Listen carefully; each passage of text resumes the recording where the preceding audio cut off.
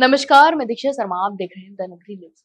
राजस्थान की राजनीति को गहरा आघात पहुंचा है, तो वहीं कांग्रेस के वरिष्ठ नेता और पूर्व सांसद कर्नल सोनाराम का दिल्ली के एक अस्पताल में निधन हो गया। उनके निधन की खबर से पूरे प्रदेश में शोक की लहर भी दौड़ गई। खासकर बाड़मेर, जैसलमेर सहित पूरे मरुस्थलीय इलाके और किसानों के बीच यह क्षति अपूरणीय भी मानी जा रही है।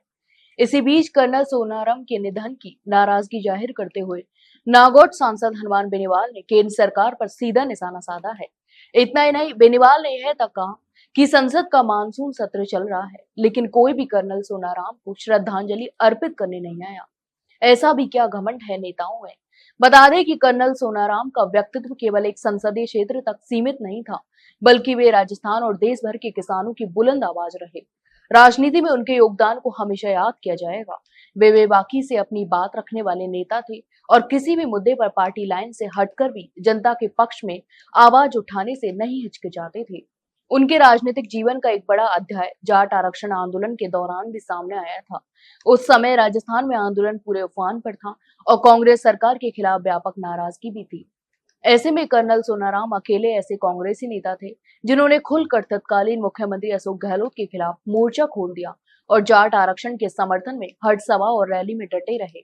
उनकी यह भूमिका उन्हें किसानों और खास तौर पर जाट समाज के बीच एक मजबूत जननायक के रूप में स्थापित करती है। तो वहीं बात करें तो उनकी बेबाकी और जनहित के प्रति समर्पण उन्हें अलग पहचान दिलाती रही।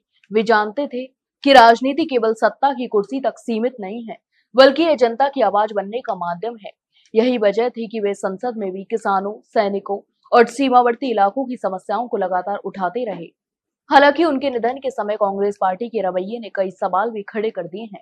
जिस समय संसद का सत्र चल रहा था, उसी दौरान कर्नल सोनाराम का दिल्ली में निधन हुआ, लेकिन कांग्रेस के किसी बड़े नेता का अस्पताल पहुंचकर श्रद्धांजलि अर्पित न करना कई लोगों को अखर गया। यहाँ तक कि उनकी पार्थिव देह का कांग्रेस मुख्यालय में दर्शनार्थ रखने की औपचारिकता भी पार्टी ने पूरी नहीं की। जबकि उनका व्यक्तित्व और योगदान किसी एक क्षेत्र या वर्ग तक सीमित नहीं था, बल्कि वे पूरे राजस्थान और देश के किसानों के बड़े नेता थे। इसके अलावा हनुमान बेनीवाल ने साफ शब्दों में कहा कि कांग्रेस पार्टी को इस मामले में संवेदनशीलता दिखानी चाहिए थी। कर्नल सोनाराम जैसे नेता को पार्टी मुख्यालय पर श्रद्धांजलि देना केवल परंपरा ही नहीं, बल्कि उनके योगदान का सम्मान भी होता। यह चूक पार्टी की गंभीरता पर सवाल खड़े करती है। कर्नल सोनाराम के निधन पर उनके समर्थकों और किसान समाज ने गहरा शोक व्यक्त किया है। उनका कहना है कि यह केवल बाड़मेर, जैसलमेर की क्षति नहीं है, बल्कि पूरे देश के किसानों ने अपनी आवाज खो दी है। हनुमान बेनीवाल ने कहा कि मैं स्वयं कर्नल साहब को श्रद्धांजलि अर्पित करता हूं। उनका निधन मेरे लिए व्यक्तिगत क्षति है। आज जब किसान और सीमांत इलाकों की आवाज पहले से ज्यादा दबाई जा रही है, तब कर्नल सोनाराम जैसे नेता का जाना बेहद पीड़ादायक है।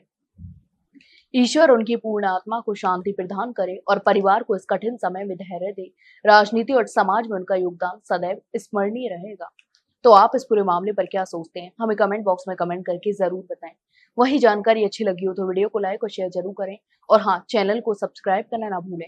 फिलहाल के लिए इतना ही। जल्द मिलते एक नई जानकारी के साथ, तब तक के लिए नमस्कार।